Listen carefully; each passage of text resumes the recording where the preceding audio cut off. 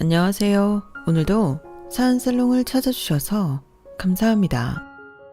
저는 50대 중반 박은영이에요. 인생은 60부터라는 말이 몇 년 전까지만 해도 크게 와닿지 않았어요. 굴곡 많았던 삶, 60이 된다고 뭐 달라질 게 있을까 싶었거든요. 그런데 달라지더라고요. 지금까지 열심히 살아온 삶이 무색할 만큼 가장 재미있는 시기를 보내고 있거든요. 없는 집안 장녀로 태어나 항상 남을 위해 살았는데 며느리 덕분에 제 자신을 돌아보며 온전히 제 인생에 집중할 수 있게 되었어요. 사실 그 전까진 아이들이 어느 정도 크고 난 뒤에 50이 넘어서 대학도 다니고 취미생활을 하는 사람들을 보면서 전 그렇게 생각했죠. 저 사람들은 무슨 복을 가지고 태어나서 하고 싶은 거 하고 살까? 부모 복 없는 사람은 남편 복도 없다더니 대복에 무슨 취미생활이야.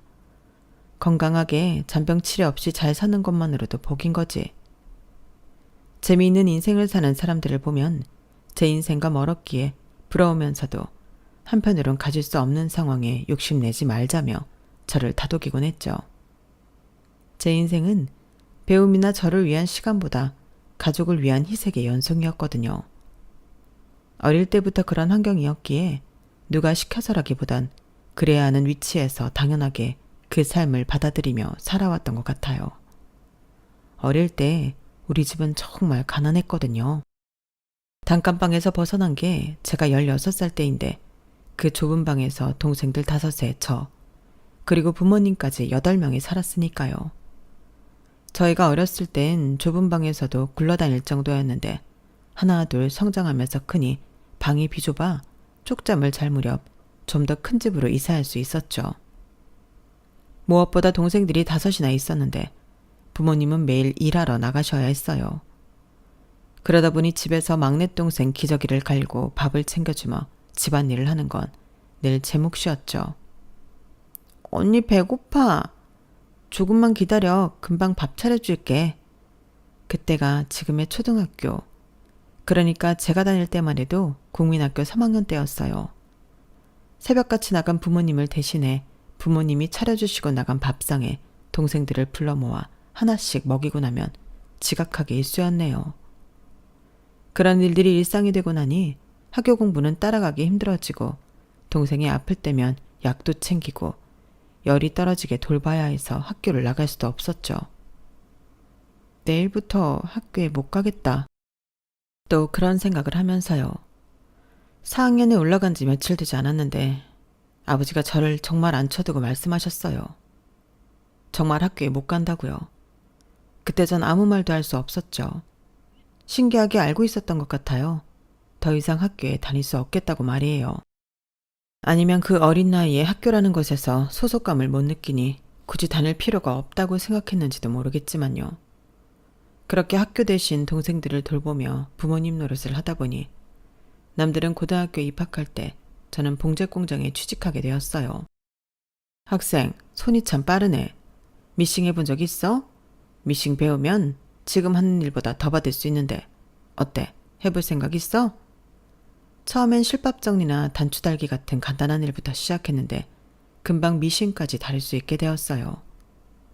그래도 집에서 동생들을 돌보는 것보다 인정받고 제 일을 한다는 생각에 그땐 희생이라고 생각하지 않았던 것 같아요. 그렇게 아침 일찍 집을 나설 때면 교복 입고 학교에 가는 제 또래 학생들과 마주치기 일쑤였죠. 가방을 메고 친구들과 이야기하며 걸어가는 모습이 그렇게 멋있어 보였어요. 지금 돌이켜보니 아마 그때부터 평범한 삶과 저는 다르다고 그냥 익숙하게 받아들였던 것 같네요. 그러다 제 나이 23세 중매로 남편을 만났어요. 동네에서 소문난 성실한 청년이었죠. 대기업 생선직으로 일하고 있었고 고등학교까지 나온 저와 비교하면 가방끈 긴 사람이었어요. 첫 만남 자리에서 남편은 이렇게 말하더라고요. 기계를 다루는 일이라 어렵진 않아요. 안정적이고 복지도 좋은 회사니까 걱정은 안 하셔도 됩니다. 저는 솔직히 그의 고조랑력이 멋있게 느껴졌어요. 그런 사람이 먹여 살리는 건 걱정 안 하셔도 된다는 말까지 했으니 얼마나 믿음직스러웠겠어요. 살다 보면 남자 다 거기서 거기야. 나이 차이가 있어도 남자는 다 애 같아. 그저 처자식 굶기지 않고 제 밥벌이 하면 남자 노릇 잘하는 거야. 대기업 생산직이면 정년이 보장되고 그만두는 거 아닌 이상 월급도 갈수록 올라갈 테니 그만한 조건도 찾기 힘들어. 어떻게 생각해? 어머니 물음에 저는 고개를 끄덕였어요. 성실하고 안정적인 직장이 있는 사람, 그 이상 바랄 게 뭐가 있었겠어요? 봉제 공장을 다녀도 부모님께 월급을 고스란히 드렸던 시절이라 벗어나고 싶은 마음도 있었고요. 결혼 후 저희는 작은 연립주택에 자리를 잡았어요. 남편은 아침 일찍 출근해서 저녁 늦게 돌아왔고 저는 집안일에 최선을 다했죠. 아이들도 차례로 태어났어요. 아들 둘, 딸 하나. 오남매 속에서 자란 제게는 새 아이가 그리 많지도 않게 느껴졌네요. 여보, 오늘 월급 받았어. 여기 생활비. 남편이 건네는 월급 봉투를 받으면 얼마나 기뻤는지 몰라요. 그 돈으로 아이들 먹이고 입히고 집안을 꾸리는 게 제 자랑이었죠. 늘 부모님께 드리기만 하는 입장에서 월급을 받아 생활한다는 게 책임감도 느껴지고 더 잘해야겠다는 생각을 하게 만들었던 것 같아요. 하지만 새 아이를 키우다 보니 생활비가 빠듯했어요. 아이들은 커가고 저축도 해야 했으니까요.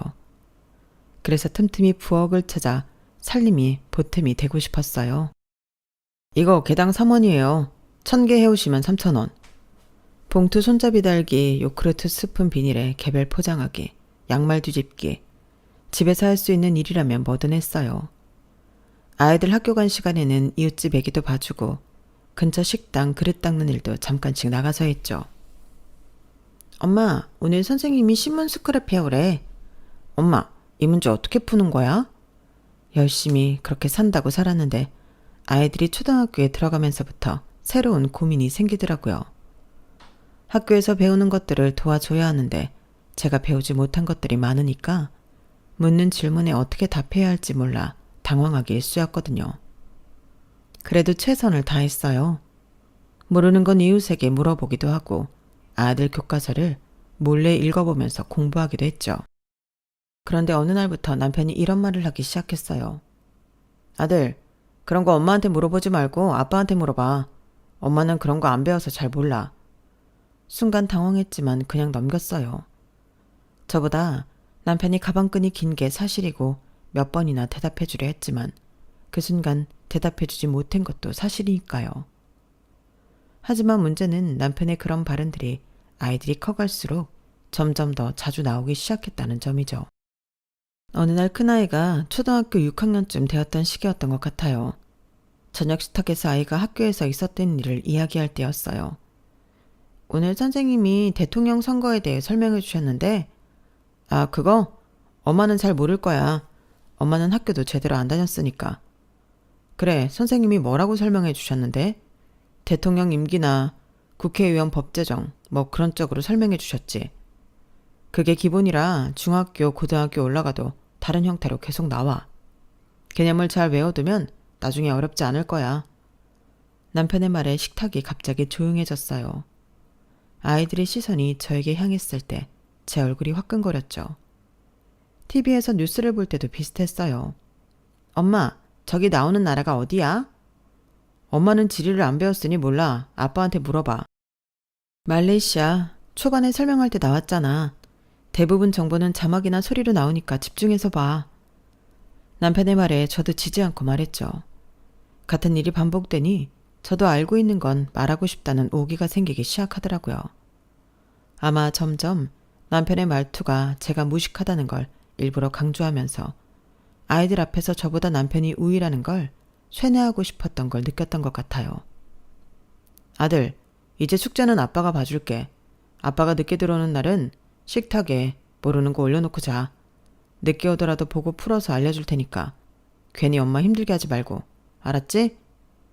집에서 아무리 열심히 일해도 밥상을 얼마나 맛있게 차려도 집안일을 얼마나 깨끗하게 유지해도 아이들을 잘 키우고 가정의 보탬이 되기 위해 부업을 하며 열심히 살아도 남편의 눈에는 제가 배우지 못한 여자로만 보이는 것 같았어요.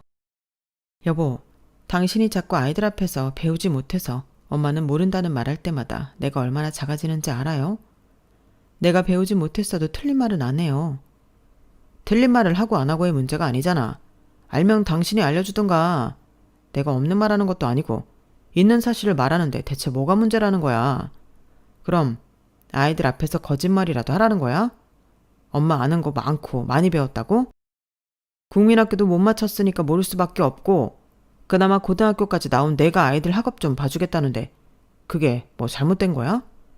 당신 혹시 자격지심 같은 거 있어? 자격지심이 무슨 말인지는 알아? 그 말에 할 말을 잃었어요. 이 사람이 대체 날 어떻게 생각하는 걸까? 머리를 한 대 맞은 것 같았거든요. 평생을 함께 살아야 하는 사람, 아이들 아빠인 남편이 저를 인정하려 드는 게 아니라 저의 가장 약한 부분을 파고드는데 마음 한구석이 텅 비어가는 듯 했죠. 그렇게 전 집안에서 제 의지와 상관없이 무식한 아내, 배우지 못한 엄마로 자리 잡아가고 있었습니다. 그러던 어느 날 큰아이가 고등학교에 들어갔는데 학교를 마치고 집에 오자마자 저에게 그런 이야기를 하더라고요. 엄마, 우리 반 친구 할머니가 학교 다닌대. 80이 넘으셨는데 학교 졸업장 받는 게 소원이라며 공부 시작하셨대. 그 말을 듣는 순간 가슴이 콩닥콩닥 뛰기 시작했죠. 공부를? 내가? 왜 그 생각을 못했을까? 지금까진 아이들이 어려서 그럴 수 있었지만 이젠 어느 정도 아이들이 커서 손이 안 가는 시기니 시간을 활용하면 저도 충분히 할 수 있다는 생각이 들었어요. 그때만 하더라도 지금보다 훨씬 젊었으니 못할 것도 없었죠. 게다가 남편이 계속 저를 무식하다고 말하기 시작했으니 동기도 충분했고요. 여보, 이제 나도 공부를 좀 할까 해. 아이들도 중고등학교에 다 들어가서 밥만 차려주면 사실 나랑 보내는 시간이 특별히 있는 것도 아니고 물론 이 나이에 공부를 시작한다는 게 쉬운 건 아니겠지만 검정고시 보면 졸업장 받을 수 있다니까 대학은 아니더라도 꼭 당신만큼만 고등학교 졸업장까지는 받고 싶어. 남편은 TV를 보다가 고개를 돌려 저를 쳐다봤어요. 말을 하기도 전부터 제 말에 얼마나 어이없어 하는지 이미 알 것 같았네요. 갑자기 웬 공부? 나이 40 다 되어가는 사람이 학교는 무슨. 아이들도 다 커서 공부에 대해 물어볼 것도 없는데 시간 낭비해서 뭐해? 공부는 아무나 하는 줄 알아? 다 머리가 있어야 하는 거야. 평생 집안일만 한 사람이 이제와 무슨. 내가 당신한테 가르쳐달래요? 못하는지 하는진 해봐야 할 거 아니야. 평생 국민학교도 못 나온 사람이라는 소리 들으며 사는 것보다 힘들고 어려워도 해내고 싶어. 당신한테 허락받으려고 한 말 아니야. 이건 통보야. 그런 줄 알아. 제가 지금까지 보이지 않던 모습을 보여서 그런지 남편은 놀란 눈치였어요. 그러더니 이내 포기한 듯 한숨을 쉬며 말했죠. 글쎄, 집안일은 누가 하고 아이들 밥은 내가 늦게 들어오는 날도 많은데. 아이들이 이제 많이 컸잖아. 반찬은 내가 해서 냉장고에 넣어둘 거고 밥도 해놓을 거야. 있는 거 꺼내서 차려 먹기만 하면 되는데 애들도 그 정도는 할 수 있어. 설거지야 당신이 도와주면 고맙겠지만 아니더라도 싱크대에 올려두기만 하면 내가 저녁에 와서 해도 되고. 오랜 침묵 끝에 남편이 고개를 끄덕였어요.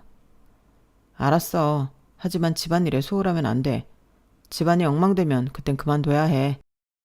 그렇게 저는 40살쯤 야간학교에 등록했어요. 처음 학교에 갔을 때 얼마나 떨렸는지 몰라요. 저보다 어린 선생님들, 그리고 저와 비슷한 처지의 사람들. 그래도 공부할 수 있다는 생각에 가슴이 벅차올랐죠. 첫날 집에 돌아왔을 때 아이들이 저를 기다리고 있었어요. 엄마, 학교 어땠어요? 재미있었어. 엄마도 이제 숙제해야 돼. 엄마, 모르는 거 있으면 물어봐요. 내가 잘 알려줄 수 있어. 우리 아이들은 제가 공부하는 모습을 신기해하면서도 응원해줬어요. 특히 큰아이는 가끔 제 숙제를 도와주기도 했죠. 집안일도 아이들이 많이 도와줬는데 문제는 남편이었어요. 처음엔 별말 없었지만 점점 불평이 늘어갔거든요. 밥은 왜 이렇게 맛이 없어? 예전만 못하네. 집안 꼴이 이게 뭐야. 공부한다고 이러면 어떡해? 청소기를 돌려달라는 것도 아니고 빨래를 해달라는 것도 아니잖아.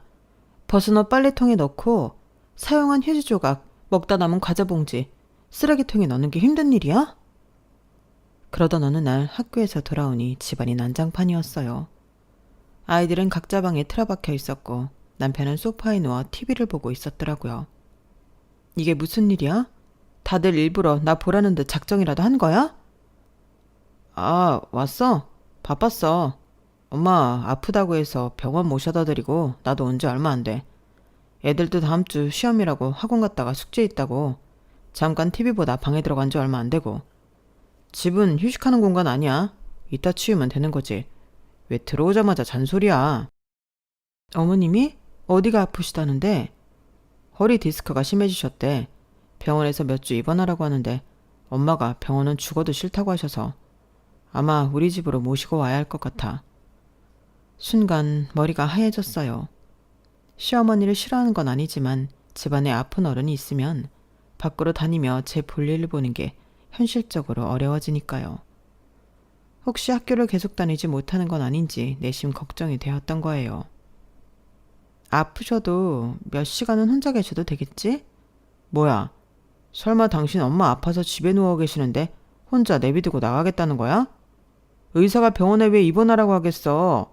혼자 움직이기 힘드니 보호자가 필요해서잖아. 당신 나간 사이에 엄마가 화장실이라도 가고 싶으면 어떡해? 혼자 움직이시다 넘어져서 더 크게 다치기라도 하면 한 달이면 될 것 같다는데 그것도 못 해드려서 그런 소리를 해? 장모님이었어도 당신 그런 말 했을까? 우리 엄마도 당신에게 잘했잖아. 정말 너무하다. 그 순간 눈물이 왈칵 쏟아질 것 같았지만 꾹 참았어요. 오랜만에 시작한 공부가 어려웠지만 재미있었고 나름대로 삶의 의미를 찾아가는 중이었는데 또 그렇지 못한 현실의 벽이 크게 느껴졌거든요. 무엇보다 저를 아껴주시는 시어머니였기에 뭐라고 대꾸할 수도 없었죠. 그렇게 다음날 남편이 시어머니를 모시고 왔어요. 생각보다 상태가 안 좋아 보이시더라고요. 자식에게 도움을 받지 않으시라고 참으셨던 게 결국 악화된 거라 그동안 고생이 고스란히 느껴질 만큼 얼굴도 헬쓱해지시고 옆에서 남편이 부축하는데도 제대로 못 그러셨죠. 미안하다. 내가 아직 누구 도움받을 나이는 아닌데 젊어서 장사할 때 관리를 잘 못했더니 괜히 너만 힘들게 하는구나. 아니에요, 어머니. 오히려 미리 아픈 거 제대로 챙겨드리지 못해서 죄송해요. 이 사람이나 저나 더 신경 썼더라면 어머님이 이렇게 아프지 않으셨을 텐데. 그날부터 저의 일과는 시어머니 간병에 맞춰졌어요. 아이들도 거의 손이 안 갔으니 마음대로 움직이기가 어려운 시어머니를 돌보는 게 제 일과인 셈이었죠. 아침에 일어나면 시어머니 약부터 챙기고 식사 준비하고 병원 데려다 드리고 그러다 보니 야간 학교에 가는 것은 점점 어려워지더라고요. 선생님, 죄송합니다. 시어머니께서 편찮으셔서 당분간 학교에 못 나올 것 같아요. 학교에 전화해서 이런 말을 하는데 가슴이 찢어지는 것 같았어요. 겨우 2달.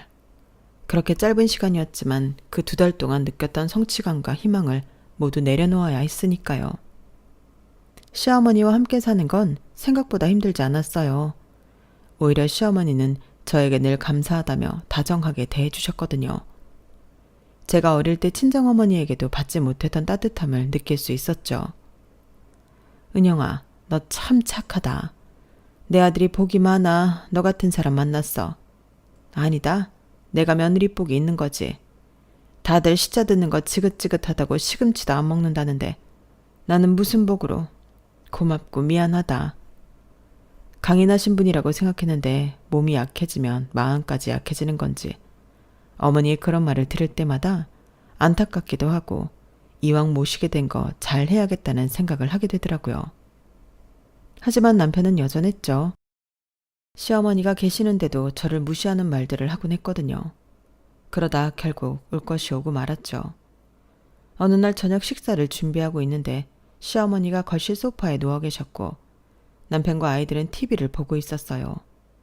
뉴스에서 대통령 선거 관련 이야기가 나오고 있었고요. 엄마, 이번에 대통령 선거 누구한테 투표하실 거예요? 큰아이 부름에 제가 주방에서 대답하려는 찰나 남편이 끼어들더군요. 엄마한테 그런 거 물어보지 마. 엄마는 그런 거 잘 몰라. 뉴스도 안 보잖아. 아무리 TV를 안 봐도 한 나라의 대표를 뽑는데 모르겠어요? 모른다는 소리 한 적 없어. 나오는 사람들 누군진 누구나 알겠지. 하지만 보는 것과 이해하는 건 다른 거잖아. 정치적인 배경 지식도 있어야 하고 실제로 공약이 이루어질 수 있는지, 아니면 말 그대로 빈 공자의 약속인지. 그러니까 빈말이란 소리야. 여하튼 그런 걸 분별하는 건 못하잖아. 아니야? 배경 지식은 무슨, 사람 마음이 중요한 거지. 어떤 후보가 서민들 생각하고 약자를 위한 정책을 만드나, 있는 놈들 편을 드나 아닌가, 그런 거 보는 게 뭐가 어렵다고. 모든 대통령이 자신이 한 말을 다 지키는 것도 아니잖아. 안 그래? 허이구 이봐, 이렇다니까. 그럼 나라 돈 다 거덜나게 모든 사람한테 지원금 준다 하면 무조건 좋은 거야? 정책, 외교, 복잡한 것들이 엮인 문제라고. 게다가 우리 아이들이 크면 직장도 다니고 세금도 내는 사람이 될 텐데 무조건 퍼준다고 좋은 게 아닌 것 같아. 알아? 애들 밥 먹는데 밥 먹다 체하겠다. 그만해라. 남편 말투가 점점 더 저를 무시하는 투로 변한다는 걸 어머님도 느끼셨는지 그만하라고 말씀하셨어요. 남편은 못내 아쉬운 듯 더 이상 말을 잇지 못했지만 대통령 뽑는 게 그렇게 무시당할 일인가 싶더라고요. 그날 밤 아이들이 잠들고 전 어머니가 내일 일어나시면 드실 약을 챙기고 있었죠. 남편도 옆에서 TV를 보고 있었고요. 거봐. 내 그럴 줄 알았어. 절단선이 있어도 무식하게 힘으로 하면 그렇게 불균형하게 찢어져 약이 다 떨어진다니까. 그러지 말고 가위 써. 이런 것까지 알려줘야 해? 애비야, 내가 널 그렇게 가르쳤냐? 어떻게 애들 있는 데서 은영이한테 분별 못한다느니 알아듣느냐느니 하대하듯 말하더니 이제는 뭐? 이런 것까지 알려줘야 해? 말끝마다 국민학교 졸업도 못했다고 은영이를 그렇게 면박 줘야겠어? 뭘 그렇게 쳐다봐? 왜? 국민학교 문턱도 못 가본 애미가 말하니까 우스워? 이 애미한테도 조용히 TV나 보라고 말할 셈이냐? 못난 놈? 어머니의 갑작스러운 분노에 저희 둘 다 놀랐어요. 남편은 당황한 기색에 역력했죠. 엄마는 내가 언제 그랬다고? 내가 귀가 먹었냐? 다 들었어. 너 은영이한테 하는 말버릇 하루 이틀 아닌 것 같던데. 너 네 마누라를 그렇게 생각해? 남의 마누라 아니고 네 마누라야 이놈아. 누워서 침 뱉기라고. 네가 그렇게 네 마누라 못 배웠다고 무시하면 나중에 네 자식들 대학 나와서 너 무시하는 거야. 몰라서 그래? 그래서 애들 앞에서 그딴 식으로 애들 엄마를 대해? 남편은 고개를 숙였어요. 처음 보는 모습이었죠. 어머니는 계속 말씀하셨어요. 사람 값어치가 학력으로 매겨지냐? 은영이가 얼마나 착하고 부지런한데. 내가 이렇게 아픈데도 날 돌봐주는 게 얼마나 고마운데. 넌 그저 못 배웠다는 말만 하고 있어? 못난 놈. 입만 살아서 지가 하는 일이 뭐 있다고. 남들 들으면 웃어. 해외 좋은 대학 나온 놈도 아니고 시골 고등학교 나온 주제에 못 배웠네 소리하면 그건 알고 하는 소리야? 그날 이후로 남편은 한동안 제 학력에 대해 언급하지 않았어요. 어머니 앞에서는 특히 조심했죠. 하지만 좋아할 새 없이 어머니의 병간호는 본격적으로 이어졌어요. 어머니의 병세는 한 달이 지났는데도 전혀 호전되지 않으셨거든요. 오히려 디스크에 이어 움직임이 적어지다 보니 당뇨까지 오셔서 전체적인 건강 상태가 더 나빠지셨어요. 그렇게 한 달이 1년 되고 1년이 5해가 되더니 결국 15년을 함께 지내게 되었죠. 처음에는 학업을 포기하는 게 너무 아쉬웠고 시간이 지날수록 체념하게 되더군요. 하지만 그래도 버틸 수 있었던 건 어머니와의 관계가 좋았기 때문일 것 같아요. 제 친정 엄마보다 더 정이 들었던 거죠. 학교도 못 다니고 생계전선에 뛰어들면서 부단히 엄마를 이해하려 했지만 정이 들 수 없었고 그렇게 살다 결혼했으니 어쩌면 당연했을지도 모르겠어요. 은영아, 너는 정말 착해. 내가 더 일찍 여기 왔으면 좋았을 텐데. 네가 고생하는 거 많이 도와줬을 텐데. 특히 그 못난 내 아들이 너한테 하는 말들 내가 더 일찍 막아줬으면 좋았을 텐데. 미안하다. 하나밖에 없는 아들이고 막내라 내가 너무 오냐오냐 했나 봐. 어머니 말씀대로 더 빨리 함께 살 걸 그랬어요. 이렇게 좋은데. 그렇게 평화로운 시간이 흐르다가 시어머니가 갑자기 쓰러지셨어요. 뇌출혈이었죠. 응급실로 모셔서 수술까지 했지만 결국 일주일을 버티시다 돌아가셨어요. 15년이라는 시간이 결코 짧지 않게 느껴지면서 시어머니의 빈자리가 너무 크게 다가와 심호상을 치르는 내내 힘들었던 기억이에요. 어느덧 제 삶의 일부가 되셨던 분인데 장례를 치르고 돌아온 집은 텅하니 아무것도 남은 게 없어 보일 정도였죠. 시어머니가 돌아가시고 집은 텅 비어 보였어요. 제 인생의 일부가 갑자기 사라진 느낌이었죠. 그래도 살아야 했기에 정신을 차리고 일상으로 돌아왔어요. 장례를 치르고 얼마 지나지 않아 큰아들이 결혼한다는 소식을 전해준 덕분이었네요. 엄마, 나 결혼할 거예요. 다음 주에 수진이 데려올게요. 세월이 참 빠르다는 생각이 들더라고요. 나는 늘 제자리인 것 같았는데 아이들이 크고 결혼하고.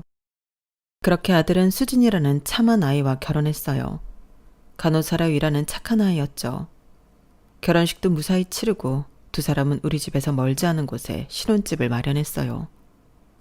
결혼 후에도 며느리는 종종 집에 와서 음식도 만들어 먹고 살림 이야기도 나누고 살갑게 굴더라고요.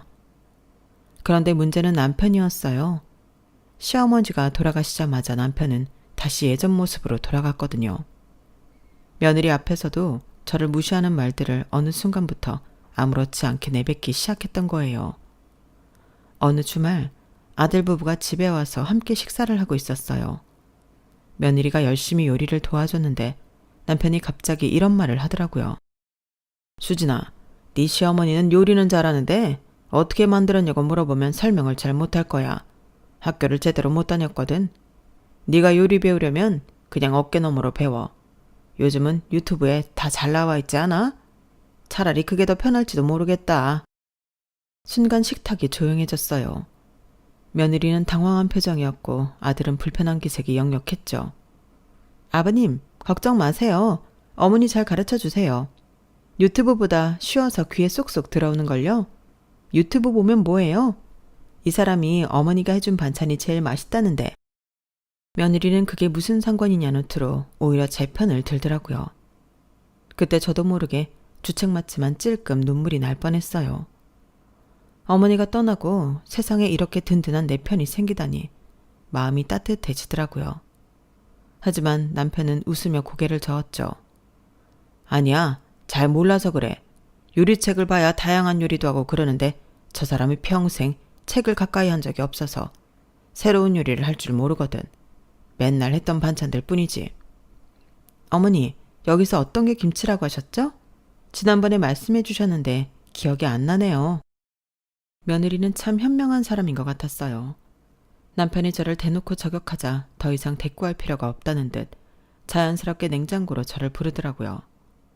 그렇게 그날 이야기는 마무리되었어요. 그리고 아들과 며느리가 돌아간 후 저는 참을 수 없어서 남편에게 화를 냈죠. 내가 창피해서 얼굴을 들 수가 있어야지. 어떻게 며느리 앞에서 그런 말을 할 수가 있어? 며느리 앞에서 시어머니 체면, 위신은 하나도 생각 안 하는 거야? 뭐? 체면? 위신? 그 말 뜻은 알고 쓰는 거야? 내가 뭘 어쨌다고? 거짓말한 것도 아니고 며느리 앞에서 창피 당해봐야 정신 차리지. 어머니 돌아가시고 나니까 이제 쌓아뒀던 거 다시 시작하는 거야? 그래? 당신 머릿속에는 나는 당신 발톱에 때만큼도 못한 사람이지. 그저 내가 국민학교도 저런 못했다는 이유로. 여기서 엄마 이야기가 왜 나와? 괜히 쓰잘데기 없는 소리로 사람 붙잡고 넘어지지 말고 할 일 끝났으면 잠이나 쳐 자. 제 말을 귓등으로도 안 듣던 남편. 어머니가 너무 그리워지더군요. 그런 대화가 있은 후 남편은 점점 더 대놓고 저를 무시하기 시작했죠. 특히 아들 부부가 올 때마다 이런 상황들이 지속되었어요. 어느 날 며느리가 병원 이야기를 하는데 남편이 아는 척 이야기를 이어봤더라고요. 당신은 잠자코 듣기만 해. 이해하기 어려운 말들이니까. 평생 집에만 있었으니 수진이가 말하는 게 전문 용어라 뭔지 잘 모를 거 아니야. 괜히 대화 흐름 끊기게 중간에 묻지 말고 수진이 돌아가면 나한테 물어봐. 내가 다 알려줄 테니. 지금은 가만히 그냥 듣기만 해. 아버님도 참 병원에서 환자한테 시달린 이야기에 전문 용어랄 게 뭐 있어요. 제가 뭐 그렇게 대단한 일을 하는 것도 아닌데. 이렇게 며느리가 중재를 해도 남편은 멈추지 않았어요. 그러던 어느 날 돌이킬 수 없는 일이 벌어졌네요. 큰아들이 승진을 했다며 우리를 좋은 레스토랑에 초대했어요. 외국 음식을 파는 고급 식당이었죠. 메뉴를 받아들고 있는데 남편이 빼앗으면서 갑자기 큰 소리를 치는 거예요. 메뉴판이 하나인데 당신이 들고 있으면 어떡해? 뭐 알아? 이리 줘봐. 어련히 알아서 좋은 거 시켜줄까? 놔둬요. 아직 덜 봤어요. 저도 지지 않고 메뉴판을 다시 빼앗았죠. 아니, 이 사람이 미쳤나? 고급진 곳에서 배우지 못한 사람 티내는 것도 아니고 창피하게 왜 그래? 국민학교도 제대로 못 나온 사람이 이런 외국어로 된 메뉴 읽을 수 있어? 한글이나 겨우 읽는 주제에 알파벳 A도 모르면서 아는 척은? 이럴 땐 그냥 니네가 잘 먹는 걸로 알아서 시켜줘 라고 말하면 중간이라도 가는 거야. 알아? 수진아, 이 사람이 이렇다. 자격지심이 있어. 그러니까 네가 이해해라. 그 순간 식당 안이 순식간에 조용해졌어요. 주변 테이블에 있던 사람들까지 우리를 쳐다보더라고요. 얼굴이 화끈거리고 땅이 꺼졌으면 좋겠다는 생각이 들었죠. 아버님, 아들도 낮지만 단호한 목소리로 말했어요. 그만하세요. 지금 나한테 하는 소리냐? 국민학교도 못 나온 사람이 메뉴판 들고 있어서 주문도 제대로 못하게 만드는 네 엄마한테 하는 소리가 아니고? 더 이상 참을 수 없었어요. 자리에서 일어나는 게 그 순간 최선이라 생각했죠. 미안하다. 갑자기 속이 너무 안 좋아서 먼저 집에 가야 할 것 같아. 엄마, 같이 가요. 모셔다 드릴게요. 아니야. 이왕 시간 낸 거 너희끼리 맛있게 먹고 와. 엄마는 택시 타고 갈게. 그렇게 말하고 레스토랑을 나왔어요. 외투도 안 챙기고 그냥 뛰쳐나왔죠. 집도 아니고 좋은 레스토랑에서, 그것도 사람들이 보는 곳에서 면박을 당하니 받아칠 수도 없고 피하고 싶은 마음뿐이었네요. 밖은 춥고 어두웠지만 그 안에 있는 것보다는 나았어요. 택시를 타고 집으로 돌아왔죠. 집에 도착해서 한참을 울었어요. 이제는 남의 식당에서 다른 사람들 앞에서까지 망신을 당하다니 제 자신이 그렇게 초라해 보이더라고요. 그렇게 울고 있는데 현관문 소리가 들렸어요. 어머니, 저예요. 안에 계시죠? 수진아, 너 왜 왔어? 식사는? 저도 입맛이 없어져서요. 먼저 나왔어요. 그이랑 아버님만 식사하고 있을 거예요. 왜? 너도 같이 맛있는 거 먹지 않고. 미안하다. 괜히 험한 꼴 보이는 것 같아서. 한풀 꺾여 며느리를 제대로 쳐다보지 못하며 말했는데 며느리가 제 옆으로 오더군요. 그러더니 다정하게 제 손을 잡았죠. 어머니, 새 인생 시작해 보실래요? 이혼하라고? 아니요. 그럼? 내가 뭘 어떻게 하는 건데? 나 이제 이렇게 사는 거 지긋지긋해. 이런 내가 뭘 할 수 있니? 며느리의 손을 꼭 붙잡고 울었어요. 누군가 처음으로 제 오랜 한을 알아준 것 같았으니까요. 그럼 내가 뭐든 할 수 있을까? 물론이에요. 제가 도와드릴게요. 어머니가 원하시면 말이에요. 그 순간 오랫동안 굳게 닫혀있던 문이 열리는 느낌이었어요. 마치 어둠 속에서 빛을 발견한 것처럼요. 그날 이후로 제 삶은 완전히 달라졌어요. 며느리가 다음날 저를 찾아왔거든요. 어머니, 제가 알아봤어요. 우리 동네에 야간학교가 있었어요. 검정고시 준비도 도와주고 다양한 자격증 과정도 있대요. 며느리가 가져온 안내문을 보니 어쩐지 심장이 두근거리더라고요. 환갑을 바라보는 나이에 다시 공부라니. 문득 내 나이가 어때서라는 노랫말이 떠오르면서 자신감이 차올랐어요. 혼자도 아니고 이렇게 지지해주는 지원군이 있는 이상 이번에는 꼭 해낼 수 있을 것 같았거든요. 엄마, 한번 해보세요. 저희가 도와드릴게요. 아들이 내 손을 꼭 잡아주었죠. 돈은? 이게 비용이 얼마나 들지? 그건 제가 책임질게요. 제 승진 축하 선물이라고 생각해 주세요. 그렇게 용기를 내어 학교에 다시 등록했어요. 첫날은 얼마나 떨렸는지 몰라요. 하지만 예상했던 대로 남편의 반대는 여전했네요. 조금 있으면 환갑인데 이 나이에 무슨 학교야? 가만히 있으면 중간이라도 간다는 말 몰라? 괜히 며느리가 잘 보이려고 한 말에 노란하기는. 시어머니 체면 같은 건 생각도 안 하는 거야? 당신이 뭐라고 하든 상관없어. 애들도 다 키워놨고. 당신 밥은 당신이 알아서 챙겨 먹어. 하지만 저는 이번엔 안 물러섰어요. 예전에 저라면 상상도 못했을 대답이었지만 이제는 달랐어요. 천군만마가 부럽지 않게 며느리가 제 등을 떠밀어 주었고 아들도 지지해 주었으니까요. 학교에서는 다양한 사람들을 만났어요. 저처럼 배움이 늦은 사람들, 직장을 다니느라 학교를 중단했던 사람들, 모두가 자신만의 이유로 다시 시작하는 사람들이었죠. 처음에는 공부가 너무 어려웠어요. 기초가 부족하니 따라가기 힘들었죠. 하지만 포기하지 않았어요. 며느리는 퇴근 후 종종 집에 들러 공부를 도와주었고 아들도 자신의 전공 지식을 나눠주었어요. 남편은 계속 비아냥거렸지만 점점 그 말들이 제 귀에 들어오지 않게 되더라고요. 오히려 그의 태도가 제게는 더 큰 동기부여가 되었던 것 같아요. 그렇게 정신없이 학업에 열중하다 보니 어느덧 2년의 시간이 지났어요. 그 사이 제 인생에는 많은 변화가 생겼죠. 검정고시를 통과해 초등학교, 중학교 졸업장을 받았고 이어서 고등학교 과정도 시작했어요. 하지만 큰 변화는 며느리의 제안으로 시작한 요양보호사 과정이었어요. 어머니, 어르신들 돌보는 일 어떠세요? 어머니는 시할머니를 15년이나 모셨잖아요. 그 경험이 큰 자산이 될 거예요. 며느리 말대로였어요. 요양보호사 과정은 제게 딱 맞는 옷 같았어요. 그러던 어느 날 갑작스러운 일이 생겼죠.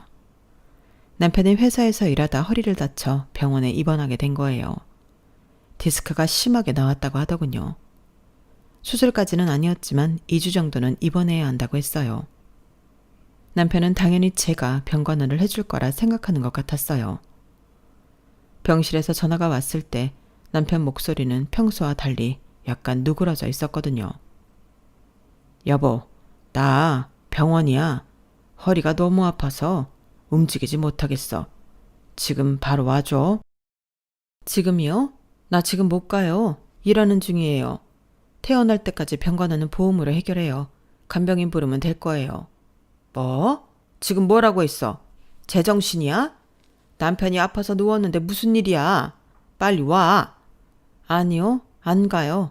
내가 꼭 필요한 상황도 아니고 간병인 부르면 되는데 당신 불편하다고 안 부르는 거잖아요. 혼자 고생하든지 간병인 부르든지 그건 당신 마음대로 하세요. 하! 웃기지 마. 중학교 졸업장 겨우 딴 사람이 무슨 할 일이 있다고. 기말할 거 없고 빨리 와. 화장실 가고 싶단 말이야.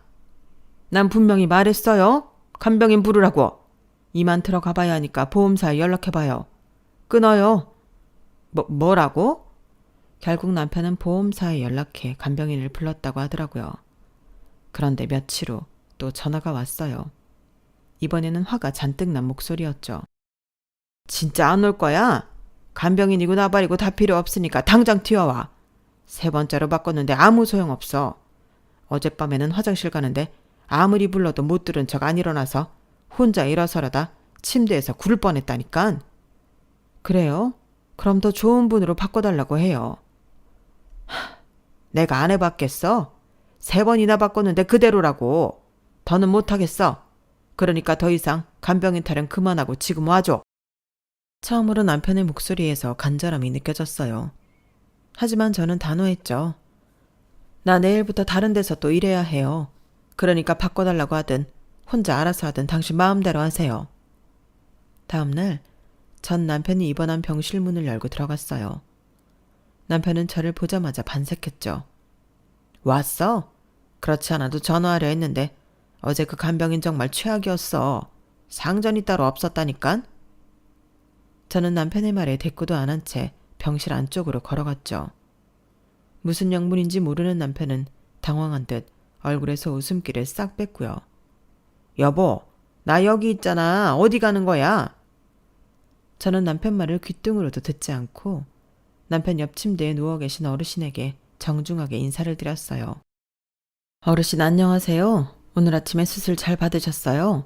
오늘부터 어르신과 함께할 박은영입니다. 남편의 눈이 커지더니 입이 벌어졌고 어르신은 밝게 웃으며 말아주셨죠. 아, 드디어 오셨군요. 손녀가 좋은 선생님 보내주신다고 했는데 반가워요. 잘 부탁드려요. 남편은 혼란스러운 표정으로 저와 어르신을 번갈아 쳐다봤어요. 여보, 이게 무슨 상황이야? 왜 저분을 돌보는 거야? 나 돌보러 온 거 아니야? 남편은 할 말을 잃은 표정이었어요. 저는 무시한 채 어르신의 혈압과 체온을 재고 약을 정확한 시간에 드리는 등 전문적인 솜씨로 일을 해나갔죠. 그 모습을 남편은 어리둥절한 표정으로 지켜봤어요. 물 좀 드시겠어요, 어르신? 허리 수술 후에는 이렇게 받쳐드려야 편하게 마실 수 있어요. 어르신이 물을 마시는 동안 남편이 불쑥 말했어요. 나도 물 좀. 저는 남편을 향해 담담하게 대답했어요. 죄송하지만 전 이 어르신 돌보러 온 사람이에요. 간병인 안 계세요? 안 계시면 간호사 호출 버튼 누르시면 됩니다.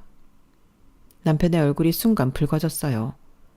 어르신이 물을 다 마시자 저는 컵을 치우고 다시 말했죠. 어르신, 이제 화장실 다녀오실까요? 허리 수술 환자는 이렇게 부축해야 안전합니다. 저는 능숙한 자세로 어르신을 침대에서 일으켜 화장실까지 모셔다 드렸어요. 돌아오는 길에 남편이 작은 목소리로 저를 부르더군요. 여보, 나도 화장실에 가고 싶은데. 죄송합니다만 지금 제 담당 환자를 돌보고 있어요. 간병인에게 말씀하시거나 간호사 호출 버튼을 누르세요. 오전에 3시간 동안 저는 어르신을 지극정성으로 돌봤어요. 식사도 도와드리고 약도 정확하게 챙겨드렸죠. 어르신은 제 돌봄에 매우 만족하시며 지인이 무슨 일이 생긴다면 저를 추천하겠다고 말씀하셨죠. 박 선생님 손이 얼마나 부드러운지 몰라. 다른 간병인들은 어깨도 안 주물러주고 불러도 대답 없는데 박 선생은 전문가처럼 마사지도 해주고 말하지 않아도 척하면 척 알아서 해주고. 반면 남편의 간병인은 상당히 무성의하더군요. 약을 주는 시간도 제 멋대로였고 남편의 부름에도 바로 응하지 않았죠. 남편은 그 상황을 지켜보며 점점 더 초조해하는 것 같았어요. 점심시간이 지나자 갑자기 옆에서 소란이 일어났죠. 남편이 간병인과 함께 화장실에 가다가 비틀거리는 모습이 보였거든요. 아우, 조심하세요. 그렇게 부축하시면 안 됩니다. 간호사가 급하게 외쳤어요. 박 선생님 좀 도와주시겠어요? 이분이 넘어질 것 같아요. 저는 어쩔 수 없이 어르신께 잠시 양해 구하고 남편에게 다가갔어요. 허리 디스크 환자는 이렇게 받쳐야 합니다. 보세요. 이렇게 허리를 지지해 주세요. 제가 전문적인 자세로 남편을 부축하자 훨씬 안정되게 걸을 수 있었어요. 남편의 눈에 놀라움이 가득했죠. 여보, 어떻게 이렇게? 요양보호사 과정에서 배운 거예요. 허리 디스크 환자는 특별한 케어가 필요합니다. 남편이 입원한 병원에 며느리 간호대학 동기가 다니고 있었어요. 며느리 도움으로 남편 입원실에 간병인이 필요하다는 걸 알게 되었고 제가 배정받으면서 가슴이 얼마나 두근두근 했는지 몰라요. 하지만 보란듯이 그동안 내가 한 노력을 보상이라도 받는 듯 더 당당하게 해냈다는 자부심이 생기더군요. 일주일 후 남편은 퇴원했어요. 집에 돌아온 그는 한동안 말이 없더니 어느 날 식탁에 앉아 조심스럽게 말을 꺼내더군요. 저기 있잖아. 미안해. 뭐가요? 난 당신이 그렇게 일을 잘하는지 몰랐어. 그동안 무시했던 거 미안해. 왜? 나이 들어 뒷방 늙은이 취급당할 것 같아서 무서워졌나 봐요? 아니야. 당신이 한다면 하는 사람이라는 걸 내가 그동안 몰랐어. 앞으로는 당신 무시하는 말 안 할게. 글쎄요. 그 말이 그렇게 와닿지 않네요. 노을자리 보고 뻗는다더니 당신이 약점을 파고드는 사람이란 걸 알았으니 내가 또 약한 모습을 보이면 사정없이 파고들 테니까요. 아니야. 이제 안 그래. 정말이야. 그렇게 제 인생은 완전히 달라졌어요. 이제는 박은영 요양보호사로 불리며 저만의 전문성을 인정받고 있죠. 국민학교도 못 나온 여편네가 아닌 자신의 일로 당당하게 사는 전문가로 거듭났으니까요. 남편이요? 그동안 당한 게 있어서 이혼하긴 아쉬운 것 같아요. 이 일이 반년 전에 있었는데 아직도 제 눈치 보며 집안일도 하고 달라진 모습을 보이긴 하거든요. 용서하고 잘 지낼 마음이 있는 건 아니지만 제가 당했던 만큼 눈치 보게 하고 싶은 마음이 있다고 말하면 제가 나쁜 걸까요? 그래도 뭐 행복한 60이 시작될 것 같아서 정말 좋은 요즘이에요. 며느리가 찾아준 새 인생이 제게 준 가장 큰 선물은 바로 제 자신을 되찾은 것이었습니다. 제 이야기는 여기까지입니다. 들어주셔서 고맙습니다. 앞으로 저 응원해주세요. 여러분의 앞날도 모두 꽃길이시길. 여러분, 사연 댓글에 응원과 현명한 조언 부탁드려요. 좋아요, 구독은 저에게 큰 힘이 됩니다. 오늘도 좋은 일 가득하세요.